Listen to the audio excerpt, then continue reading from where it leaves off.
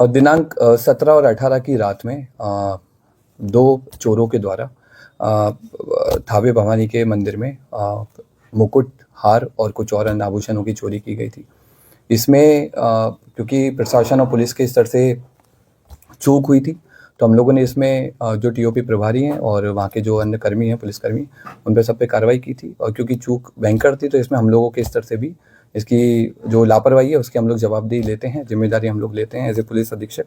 हम लोगों ने इसमें, क्योंकि घटना काफ़ी संवेदनशील थी, तो हम लोगों ने कई सारी एसआईटी बनाई गई थी और लगभग 12 के आसपास टीम्स अलग अलग बिंदुओं पे काम कर रही थी। कुछ स्थानीय लोगों पे, कुछ दूसरे जिलों के, दूसरे राज्यों के क्रिमिनल्स पे भी काम किया जा रहा था।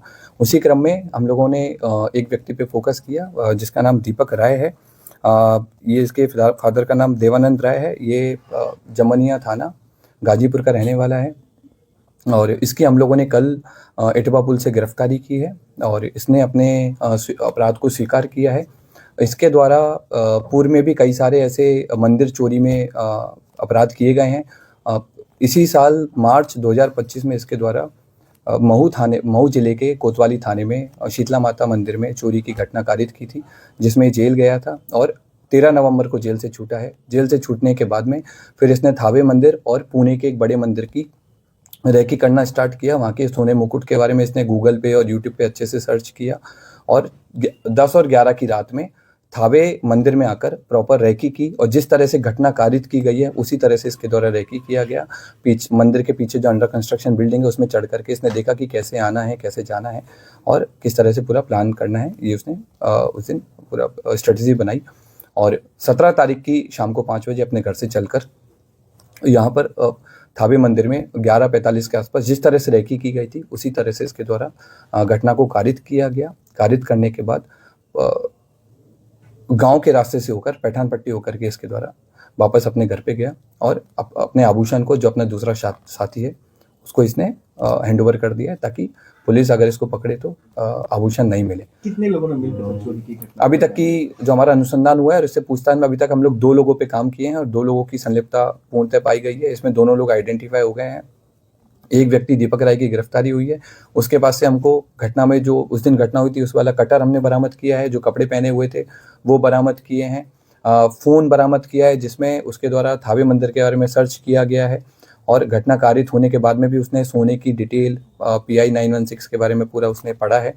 और इसके बाद में हम लोगों ने उसके जो रेकी के टाइम पे जो जूते पहने थे वो जूते हम लोगों ने बरामद किए हैं। रेकी के टाइम में जो बैग यूज़ किया था वो बरामद किया है। जिस बाइक से वो लोग घटना करने आए थे वो बाइक भी हम लोगों ने आइडेंटिफाई कर लिया। जल्दी भी हम लोग उस बाइक को भी बरामद करेंगे। जो को अंजाम दिया था, क्या ये पेशेवर था, क्या किसी मूवी से प्रेरित था, या फिर इसे कैसे पता चल पाई कि मंदिर में यहाँ हार है? ये पेशेवर क्रिमिनल है और इसका हम लोगों ने जब हिस्ट्री देखा है, इसका जब हमने जिस तरह के गूगल सर्चेज किया है तो उससे स्पष्ट हुआ है कि इसके द्वारा लगातार इसने जेल से छूटने के बाद भी, इवन जेल में रहने के दौरान भी इसने कई सारे मंदिर के बारे में डिटेल प्राप्त की है। जेल से छूटने के बाद में कई सारे बड़े बड़े मंदिर के सोने के मुकुट के बारे में इसने सर्च किया है और क्योंकि थावे मंदिर इसके घर से काफ़ी पास था तो इसलिए इसने इस घटना को कारित किया है।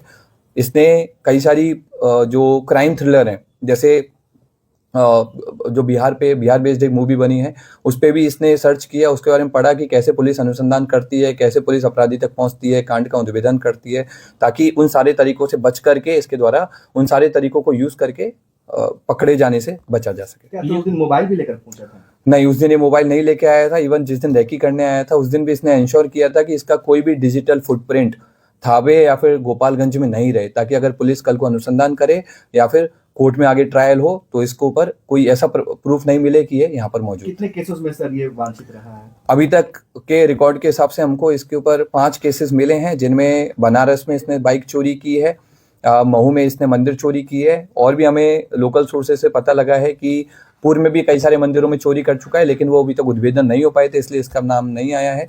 जमनिया थाना जो इसका स्थानीय थाना है वहाँ पर भी इसके द्वारा घटना चोरी किए गए आभूषण सर कब तक बरामद हो जाएंगे? हम लोगों की जो टीम्स हैं अलग अलग जगह पर रेकी कर रही हैं आभूषण को लेकर के और अनुमंडल पुलिस पदाधिकारी सदर के नेतृत्व में टीम और कई सारे इंस्पेक्टर्स के साथ मिलकर के टीम कैंप की हुई है जिले के बाहर और हम लोग की पूरी कोशिश है कि जितना जल्दी हो सके हम लोग आभूषण की बरामदगी करें। क्या ये कोई संगठित गिरोह काम करता है या फिर ऐसे ही अपने से खुद ही? ये खुद अपने आप में एक संगठित गिरोह चलाता है, अलग अलग घटना के लिए अलग अलग लोगों को कन्विंस करता है जिनको पैसे की जरूरत रहती है और घटना को कारित करवाता है। Thank you.